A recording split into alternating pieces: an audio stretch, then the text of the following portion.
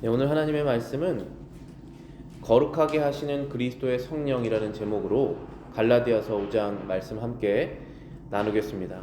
지난주에 우리 설교 말씀의 제목을 여러분들 기억하시나요? 제목이라기보다도 주제, 어떠한 것들 저희가 함께 나눴죠? adoption에도 나눴습니다. 입양. 원래는 저희가 하나님의 자녀가 아니게 태어나게 됩니다. 죄를 가지고 태어나기 때문에. 그런데 어떻게 한 사람 한 사람이 하나님의 이 집으로 들어오게 되느냐? 마치 이 교회를 보면 여러분들이 어느 정도 이렇게 픽처를 굴릴 수 있습니다. 우리가 처음부터 어렸을 때부터 교회 나온 사람이 있는가 반면에 한 명 한 명 전도돼서 교회 문턱을 넘어서서 정착하고 하나님께 예배드리는 사람들이 있지 않습니까? 우리는 모두 예수님을 믿으면서 하나님의 자녀가 되게 됩니다. 그것이 하나님께서 우리에게 행하시는 입양, adoption, 양자라는 것을 우리가 함께 말씀을 살펴보았습니다. 그럼 하나님께서 그렇게 한 명 한 명 자녀로 삼으신 다음에 시작하시는 일이 무엇이냐 하면 그 아이를 성장하게 하는 것입니다. 그 사람을 성장하게 하는 것입니다. 어떻게 성장하게 하느냐? 거룩하게 성장하게 하신다. 거룩하게 변화시키시는 것을 시작하시는 것입니다. 그것이 우리가 말하는 거룩한 변화인 성화라고 부르죠. 영어로는 sanctification이라고 하는 그 프로세스, 그 일을 하나님께서 시작하십니다. 언제부터? 그 사람이 예수 그리스도를 믿어서 하나님의 나라에 들어오게 되는 그때부터 바로 시작이 되는 것입니다. 아이가 태어나자마자 젖을 물리고 이유식을 주면서 성장하게 하는 것처럼 하나님께서 한 사람 한 사람을 거룩하게 성장하게 하신다는 것입니다. 그 성화에 대해서 우리 신앙고백서인 웨스터민스터 신앙고백의 13번째 챕터에 잘 정리되어 있습니다. 그 중에 한 부분을 제가 읽어보겠습니다.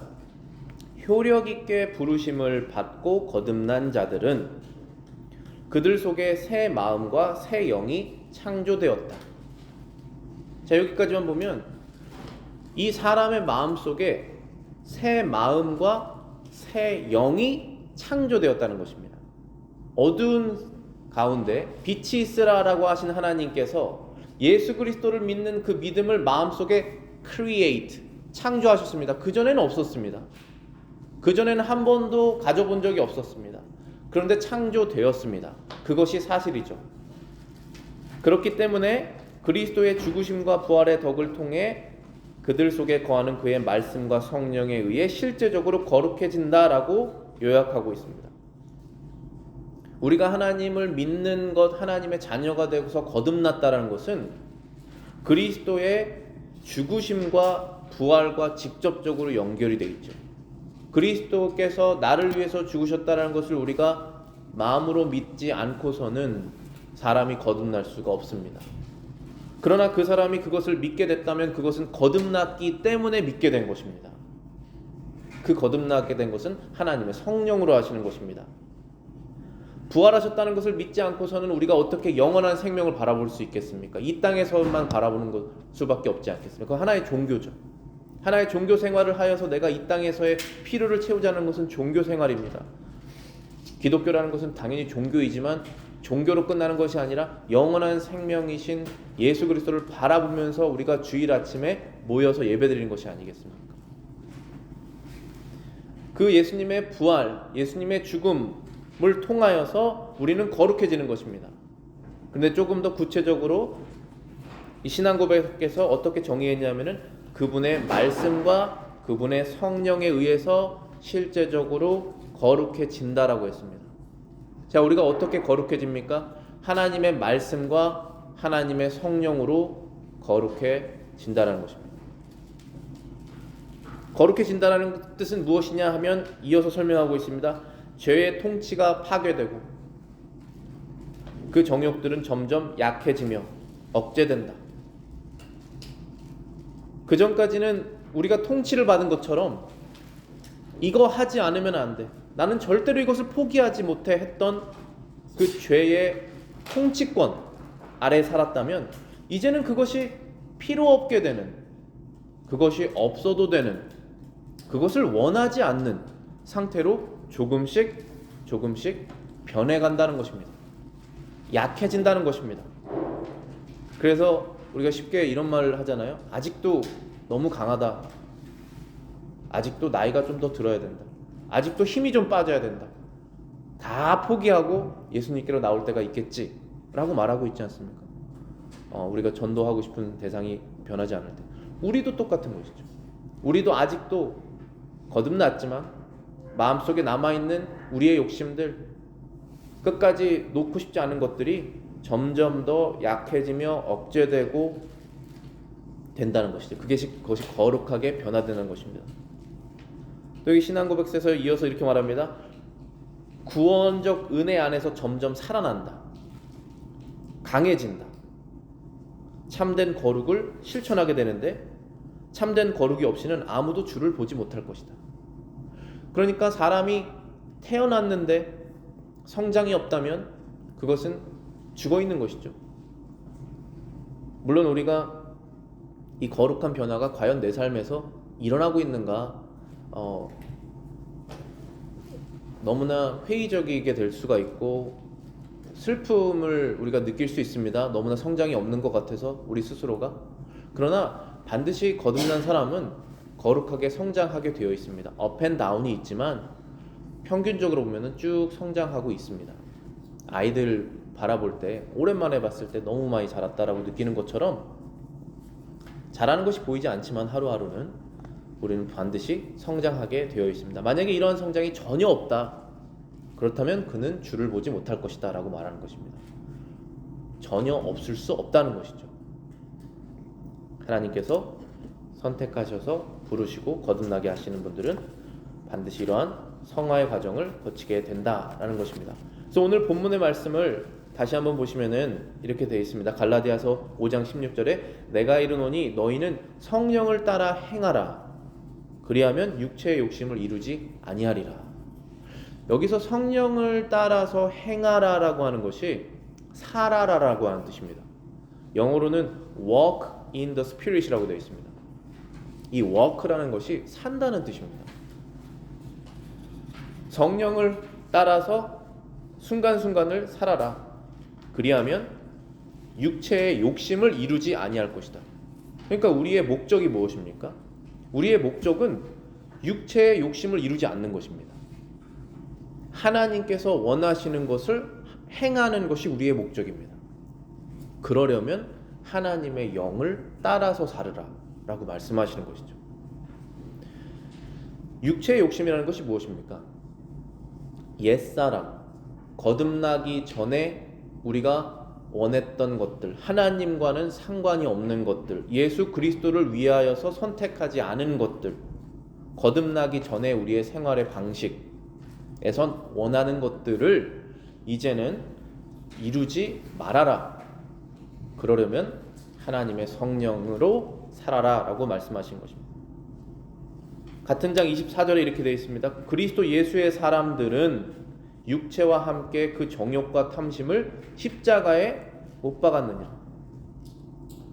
우리의 거듭남, 우리의 성화는 반드시 그리스도의 십자가와 연관이 되어 있습니다. 그리스도의 십자가와 관계가 없는 성화는 그거는 훈련이에요. 그거는 자신이 스스로 뭐라 그럴까요? 이렇게 참선하는 거 있죠. 그런 것입니다. 그리스도 없이 참선할 수 있습니다. 사람이 배우자에게 확 화내는 거, 아니면 애들에게 막 손찌검을 하는 거, 화내는 거, 아니면은 세금을 떼먹는 거, 어떤 게 있습니까? 애들은 애들 나름대로의 죄 짓는 게 있겠죠. 동생을 놀리는 거. 그런데 훈련해서 고쳐질 수 있습니다. 너 그걸 잘하면은 뭐 하나 사줄게. 이 훈련을 고쳐질 수 있죠. 너 그거 잘하면 너 승진할 수 있어. 훈련할 수 있지 않습니까? 근데 우리가 말하는 성화는 그것이 아니에요. 그리스도의 십자가와 관련된 것입니다. 그리스도 예수의 사람들은 육체와 함께 그 정욕을 그리스도의 십자가에 못 박았다고 그랬습니다. 내 이 정욕 때문에 그리스도께서 죽으셨구나 라는 것을 기억해서 바뀌는 변화입니다. 그거랑 상관없는 변화면 나를 위한 변화죠. 그리스도께서 이 죄 때문에 죽으셨다는 것을 기억하여서 나도 그리스도와 함께 죽어야겠다 해서 바뀌는 것입니다. 반드시 성령이 필요해요. 그리스도의 성령이 우리를 변화시키는 것입니다. 25절입니다. 만일 우리가 성령으로 살면 또한 성령으로 행할지니. 우리가 성령으로 살면, 살아났다면, 살고 있다면 성령으로 행할 것이다. 헛된 영광을 구하여 서로 노엽게 하거나 서로 투기하지 말지니라. 세상의 영광, 자신의 자존심, 이 땅에서의 누려야 되는 것들을 구하여서 서로 노엽게 하거나 다투지 말지니라. 성령으로 우리가 산다면 하나님의 말씀을 가까이 하고 하나님의 영광을 우리가 바라보면서 나아가게 되는 것이죠. 이것이 바로 성화입니다. 근데 이 성화라는 것은 조금 전에도 말씀드렸지만 단번에 일어나는 것이 아니에요. 제가 예전에 어렸을 때 감리교에서 신앙생활 할 때는 저는 이 성화가 거듭나는 것하고 비슷한 것이라고 생각했어요. 거듭나는 것은 단번에 일어나는 사건입니다. 믿음이 없었는데 믿음이 생긴 것이에요. 근데 성화라는 것은 거룩함이 없었는데 거룩함이 갑자기 엄청나게 되는 것이 아닙니다. 조금씩 육체가 죽어나가는 것이죠. 그런데 그전에는 어떻게 생각했었냐면은 거듭난 것처럼 어떤 드라마틱한 변화가 나에게 성화도 있어야 된다라는 생각을 해서 영적 체험이라든지 아니면 수련회를 가서 어떠한 큰 변화를 받아서 한 번에 나는 거룩한 것을 단번에 얻어내야겠다, 그런 생각을 한 적이 있었거든요. 물론 그렇게 열심히 기도하는 그런 순간순간이 필요하지만 성화라는 것은 그렇게 일어나는 것이 아니에요. 매일 일상에서 일어나는 것입니다. 매일 성령의 말씀을 내가 순종하는 선택들, 내 마음의 변화들이 모여서 일어나는 것이죠. 그런데 이것은 언제까지 해야 되느냐? 죽을 때까지 하는 것입니다. 이 싸움이 끝나지 않습니다. 그래서 성경에서는 이것을 싸움이라는 표현을 써요. 영적 싸움이다. 웨스트민스터 신앙고백 두 번째 절에도 그렇게 정의되어 있습니다. 이 성화는 인성 전체에 걸쳐서 이루어지지만 이 세상에서는 불완전하다. 부패성의 어떠한 잔재들이 아직도 각 부분에 남아 있어서 그것 때문에 계속적이며 화해할 수 없는 싸움이 일어난다. 육신의 소욕은 성령을 거스르고 성령의 소욕은 육신을 거스른다. 화해할 수 없는 싸움이라는 것이 세상에 존재하느냐? 바로 존재하죠. 하나님께서 할 수만 있다면 모든 사람과 평화롭게 하여라 라고 말씀하셨잖아요. 할 수만 있으면이라고 하는 가정을 대하셨어요. 예를 들어서 공산주의와 자유민주주의가 화해해서 같이 살 수 있느냐? 같이 살 수 없습니다. 왜냐하면 서로 인정을 안 해요. 둘 중에 하나는 포기를 해야 됩니다. 공산주의라는 것은 사람의 마음속에 있는 영혼을 인정하지 않아요. 물질주의이기 때문에. 그래서 사람 죽이는 것도 별로 이렇게 죄책감 느끼지 않지 않습니까? 동물 죽이는 거 비슷하게 보잖아요. 체제 유지를 위해서. 종교라는 것을 인정하지 않습니다. 그렇기 때문에 내가 종교를 갖고 있는 한 공산주의 나라에서 살 수가 없어요. 화해할 수가 없습니다. 몰래 숨어서 예배드릴 수밖에 없어요. 화해한 거 아니잖아요. 화해한 것처럼 보일 뿐이지 화해가 없습니다. 이 육체와 영의 싸움도 그렇다는 것이에요. 계속적이고 화해할 수 없는 싸움이 있다라고 말합니다. 왜냐하면 육신의 소욕은 성령을 거스르고 성령의 소욕은 육신을 거스르기 때문이다 라고 되어 있습니다. 오늘 본문에 그 다음 절 17절에 이렇게 나와 있죠. 육체의 소욕은 성령을 거스르고 성령은 육체를 거스르나니 둘이 서로 대적함으로 너희가 원하는 것을 하지 못하게 하려 하면요. 한쪽은 오른쪽 동쪽으로 가려고 하고, 만약에 줄이 묶여 있는데 서로 한 명은 서쪽으로 가려고 하면, 열심히 가려고 하면 할수록 화해가 없지 않습니까? 더 힘들어지는 것이죠. 그러니까 한 명이 포기를 해야 돼요. 나는 더 이상 동쪽으로 가지 않겠다. 나는 더 이상 하나님을 위해서 살지 않겠다 라고 하면 평화가 찾아오죠. 그래, 당신 뜻대로 나도 그렇게 가볼게.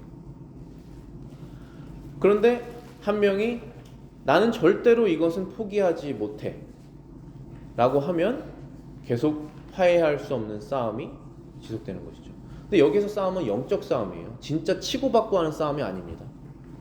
계속 보이지 않는 영적 배럴이 있다는 것이지, 소리 높여서 싸우고 막 치고받고 싸우는 그런 싸움을 하라는 것이 아닙니다. 육체의 싸움이 아니라고 분명히 말씀하셨어요. 우리의 싸움은 영적인 싸움이다.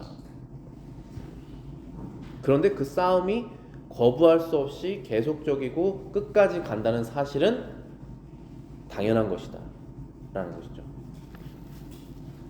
그럼 육체의 일은 무엇이고 성령의 일은 무엇이길래 이렇게 화해할 수 없는 끊임없는 싸움이 일어나는 것이냐? 우리가 알아야겠죠. 육체의 일은 무엇입니까? 여러분들이 생각하는 육체의 일은 무엇이에요? 자, 성경에서 이렇게 말하고 있습니다. 육체의 일은 분명하다.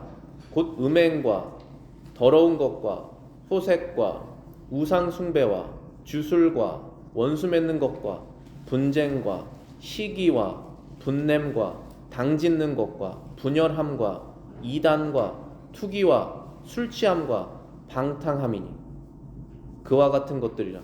전에 너희에게 경계한 것 같이 경계하노니 이러한 일을 하는 자들은 하나님의 나라를 유업으로 받지 못할 것이다.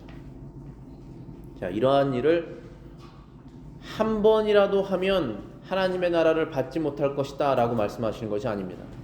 거듭난 너희들아, 계속적으로 이러한 육체의 일들을 끊임없이 회개하는 마음 없이 계속적으로 이어나간다면 너희들은 하나님의 나라를 유업으로 받지 못하는 사람들일 것이다 라고 말씀하시는 것이죠. 너희들 안에 성령이 있다면 화해 없는 싸움이 일어나서 이것을 계속적으로 할 수는 없을 것이다. 불편할 것이다.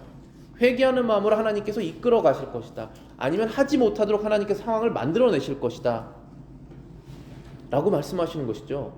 이것이 바로 육체의 일입니다. 바울도 이렇게 고백합니다. 로마서 7장에 내 속사람으로는 하나님의 법을 즐거워하되 내 지체 속에서 다른 한 법이 내 마음의 법과 싸워라고 되어 있습니다. 내 지체 속에 있는 죄의 법으로 나를 사로잡는 것을 보니라. 내 마음 속에 있는 내 마음은 하나님의 말씀을 내가 기뻐하지만 또 다른 마음이 하나님의 법과 싸운다. war이 있다. warring against라고 되어 있습니다. 베드로도 그렇게 고백합니다. 베드로전서 2장 10절부터 12절입니다. 너희가 전에는 백성이 아니더니 이제는 하나님의 백성이요 전에는 긍휼을 얻지 못하더니 이제는 긍휼을 얻은 자니라. 분명히 시점의 변화가 있습니다. 어떤 시점 전에는 너희는 하나님의 백성이 아니었다. 그런데 이제는 백성이 되었다. 전에는 긍휼을 얻지 못했다. 사랑받지 못했다는 것이죠. 그런데 이제는 불쌍히 여김을 받아서 너희가 하나님의 백성이 되었다. 이것이 저희의 고백이죠. 저희 그리스도인들의 고백입니다. 그러면은 11절에 하시는 말씀이 사랑하는 자들아 거류민과 나그네 같은 너희를 권하노니 영혼을 거슬러 싸우는 육체의 정욕을 제어하라. 너희들은 거류민이나 나그네 같은 존재다. 왜입니까? 우리가 가야 될 본향은 한국도 아니고 이 미국도 아니고 천국이라는 것이죠. 그러니까 우리의 마음 둘 곳이 없는 것입니다. 이 땅에서는.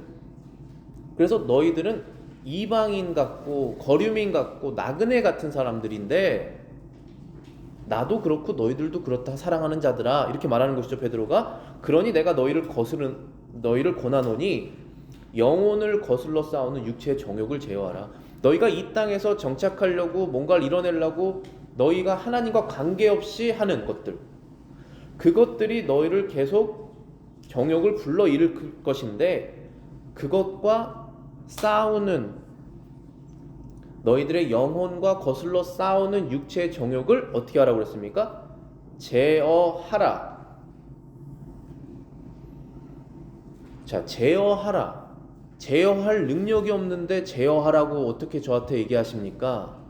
그렇게 말할 수가 없는 거예요. 저희는 self control, 우리를 제어하는 것이 성령의 열매입니다. 성령을 따르면 성령으로 행하리라 라고 말씀하셨죠. 그러니까 성령을 따르라는 말씀이죠. 그러면서 너희가 제어하게 될 것이다. 그것을 믿고 순종하고 따라라. 너희들이 최종적인 종착 본향은 하나님의 나라이다. 나도 그렇고 너희도 그렇다. 사랑하는 형제들아, 우리가 예전엔 하나님의 나라에 속하지 아니하였느냐? 그러나 이제는 속하였으니 하나님의 나라를 보면서 살자라고 말하는 것이죠. 계속적인 싸움이 지속될 것이나 멈추지 말아라 라고 말씀하시는 것입니다. 그 멈추지 않는 그 삶이 하나님의 나라에 들어간다라고 하는 증거가 되는 것이죠. 오히려. 자, 그런데 우리의 소망은 어디 있습니까? 하나님께서 계속적으로 그 싸움을 할 수 있도록 힘을 공급해 주신다는 데 소망이 있습니다. 계속적으로 거룩한 힘을 공급해 주신다라고 신앙고백서에 요약이 되어 있습니다. 3절입니다. 그 싸움에서 남은 부패성이 얼마 동안 많이 우세할지는 모르지만 거룩해 하시는 그리스도의 성령으로부터 힘의 계속적인 공급을 통하여 중생한 부분이 이긴다. 자, 여기에서 제가 설교 제목을 이 구절로 잡은 것이에요. 거룩해 하시는 그리스도의 성령. 영어로 보시면은 The Sanctifying Spirit of Christ. 크라이스트의 Spirit. 그리스도의 성령. 근데 그 성령이 우리를 sanctifying, 거룩하게 하신다라는 것이죠. 그래서 우리가 그리스도를 믿는과 동시에 그리스도의 성령을 받습니다. 근데 그 성령은 우리를 거룩하게 하시는 성령이에요. 우리 지난주 말씀 들으신 분들은 기억하시겠지만 성령을 또 다른 말로 성경에서 표현하시기를 Spirit of Adoption이라고 그랬어요. 우리를 입양하시는 성령, 하나님의 나라로 그 가족으로 들어오게 하시는 그 성령께서 지금은 우리를 Spirit of Sanctification, 우리를 거룩하게 하시는 성령이다 라고 말씀하십니다. 그래서 그 성령을 따라서 우리는 힘을 공급받게 됩니다. 계속적으로. 그래서 중생한 부분, 거듭난 우리의 영혼이 결국은 이긴다는 것은 점점 잘한다는 것이죠. 만약에 그 병과의 싸움에서 지면 죽잖아요, 사람이. 계속적으로 그 병을 이길 수 있도록 하나님께서 면역을 높이시고 음식을 주시고 싸우게 하셔서 이기게 하시죠. 그래서 이긴 사람은 잘하죠. 아이들은 계속 잘하고 있지 않습니까? 그래서 우리 성도들도 그 싸움에서 지는 것처럼 보이고 때로는 질 때도 있지만 결국은 잘하게 하신다는 것입니다. 근데 그 힘이 어디서부터 나왔냐 하면 성령으로부터 나왔다는 것이죠. 그 성령은 그리스도의 영혼이라는 거예요. 그 영은 우리를 거룩하게 하신다. sanctifying 하신다. 계속적으로 그 영을 주시기 때문에 이긴다. 그리고 신앙고백 요 마지막 부분에 이렇게 나와 있습니다. 그래서 성도들은 은혜 안에서 자라고 하나님을 두려워함으로 거룩함을 온전히 이룬다라고 되어 있습니다. 하나님을 두려워하는 마음, 하나님을 사랑하는 마음, 이것은 내가 하고 싶어하는 법인데 하나님의 법은 이것을 원하시는구나. 그 하나님에 대한 두려움과 사랑으로 내가 성령의 감동을 받아 그것을 선택합니다. 그 순종이죠. 그러면 그 사람은 어려운 길을 가는 것이죠. 좁은 길입니다. 그렇지만 성장합니다. 그게 거룩한 변화예요. 요한일서 5장 3절부터 5절입니다. 하나님을 사랑하는 것은 이것이니 우리가 그의 계명을 지키는 것이라. 그의 계명들은 무거운 것이 아니로라. 그전에는 무서워서 벌을 받을까봐, 내가 이것을 하지 않으면 뭐가 나에게 안 좋은 일이 일어날까봐 지키는 것이 였다면 그것은 자녀로서 하는 것이 아닙니다. 집에서 쫓겨날까봐 우리가 사랑하는 것이 아니지 않습니까? 내가 이렇게 사랑받았으니, 그리스도께서 나를 위해서 이렇게 죽으셨으니 나도 사랑을 드려야지 하면서 자발적으로 기쁘게 따라가는 것입니다. 그 말씀을 지키는 것이 하나님을 사랑한다는 것이죠. 그 사랑하는 것은 바로 이것이다. 계명을 지키는 것이다. 4절에 이렇습니다. 무릇 하나님께로 난 자마다, 여기서 난 자라는 건 태어났다는 것이죠. 하나님께로부터 태어난 그 입양입니다. 지금 born again을 말하는 거예요. 그 난 자마다 세상을 이긴다. 그럼 한 명도 빠짐없이 다 이긴다는 것 아니겠습니까? 어떻게 세상을 이긴다는 것입니까? 세상을 이기는 승리는 이것이니 우리의 믿음이다. 자, 하나님께 우리가 거듭난 사람은 어떤 것이 있어야 됩니까? 믿음이 있어야죠. 이 믿음은 뭐에 대한 믿음입니까? 예수 그리스도에 대한 믿음이에요. 나의 죄를 위해서 죽으셨다라고 하는 그 하나님의 아들에 대한 믿음입니다. 이 믿음이 우리를 이기게 한다는 것입니다. 왜 이기게 할까요? 어떻게 이기게 합니까? 왜냐하면 죽음을 이기셨잖아요. 세상에서 우리에게 다 뺏어갈 수 있습니다. 이것도 뺏어가고 저것도 뺏어가고 마지막으로 뺏어가는 것이 생명이죠. 그것도 내가 뺏길 수 있다. 포기할 수 있다. 왜냐하면 다시 얻을 것이기 때문에. 이거를 뺐는데도 네가 하나님을 계속 따를 것이야. 이것을 너가 뺐는데도 너가 예수 그리스도를 계속 믿는다고? 하지만 마지막에 죽음까지 했는데도 그리스도를 버리지 않죠. 그 사람은 세상을 이긴 사람입니다. 믿음이 있기 때문에 그런 것이죠. 그래서 5절에 이렇게 말씀하시죠. 예수께서 하나님의 아들이심을 믿는 자가 아니면 세상을 이기는 자가 누구냐? 세상에 다 진다는 것입니다. 모든 사람이 세상에 지게 되어 있어요.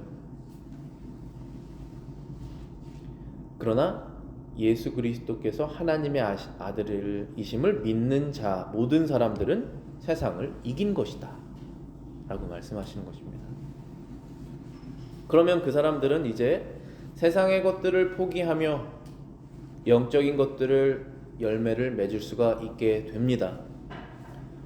그것들이 이제 나와 있죠. 성령의 9가지 열매로 정리되어 있습니다. 갈라디아서 5장에 성령의 열매는 사랑과 희락과 화평과 오래 참음과 자비와 양선과 충성이다. 여기까지 보면은 사랑은 그 말 그대로 사랑이죠. 희락은 즐거움입니다. 기쁨입니다. 화평은 평화죠. 오래 참음은 말 그대로 인내하는 것이고, 자비는 친절하게 하는 것입니다. 양선은 선한 것을 선택하는 것이죠. 충성은 변함없는 것입니다. 이러한 성령의 열매들을 맺게 된다는 것입니다. 조금씩 시간이 가면 갈수록. 그 나머지 2개는 온유와 절제라고 되어 있습니다. 온유는 부드러운 것이죠. 절제는 우리를 컨트롤하는 것입니다. 이러한 것들을 금지할 법이 없느니라. 어떤 나라에서도 이러한 것을 금지하겠습니까?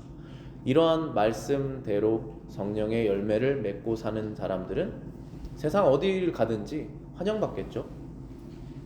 물론 신앙으로 인해서 핍박을 받을 수는 있겠지만,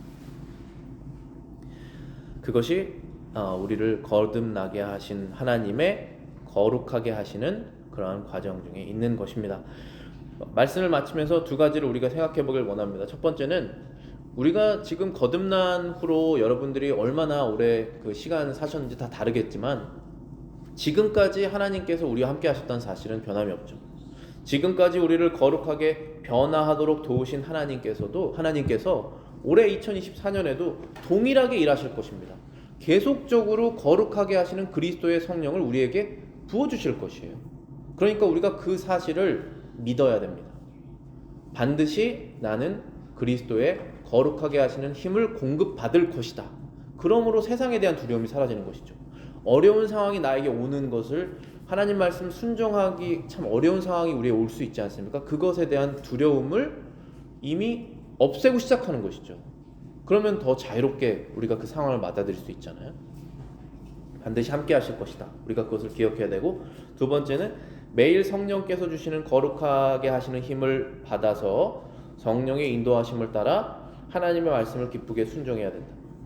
우리가 하나님의 말씀을 순종할 때 바울이 고백한 것처럼 내 마음에 다른 법이 나와 싸운다라고 분명히 말하고 있거든요. 그것은 바울의 고백이 아니라 다 우리들의 고백입니다. 우리가 그러한 싸움이 있을 때 반드시 성령을 의지해야 돼요.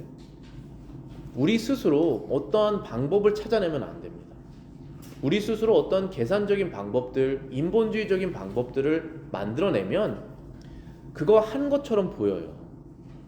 그런데 결과가 열매가 없습니다. 너무 안타까운 일이에요. 차라리 아예 안 하는 게 나아요.